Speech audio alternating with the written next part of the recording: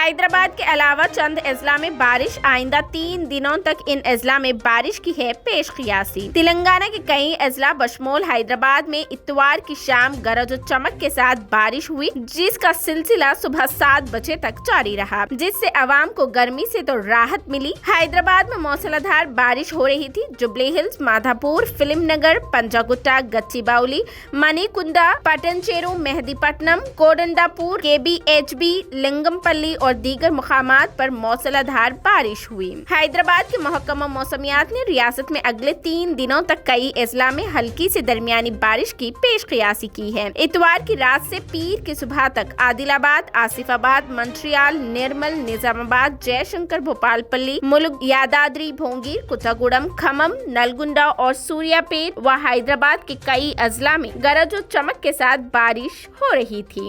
محکمہ موسمیات نے کہا ہے کہ پیر سے منگل تک عادل آباد، آصف آباد، منچریال، نرمل، جے شنکر، بھوپال پلی، ملک، بھودادری، کتاگوڑم، کھمم، نلگنڈا، سوریا پیٹ، محبوب آباد، رنگا ریڈی، حیدرآباد، مرچل، ملکاج گری، یادادری، بھونگیر، گدوال، محبوب نگر، ناگر کرنول، نارائن پیٹ میں بھی گرج و چمک کے ساتھ بارش کے امکانات ہیں۔ 30 تا 40 کلومیٹر فی گھنٹے کی رفتار سے چلنے والی تیز ہواؤں سے بارش کا امکان ہے۔ منگل سے چہارشنبے کی صبح تک بھی عادل آباد، ورنگل، کھمم، نلگنڈا اور محبوب نگر کے متحدہ اضلاع کے ساتھ ساتھ وقار آباد، میدک اضلاع میں بارش ہونے کا امکان ہے۔ اس سلسلے میں یلو الرٹ بھی جاری کر دیا گیا ہے۔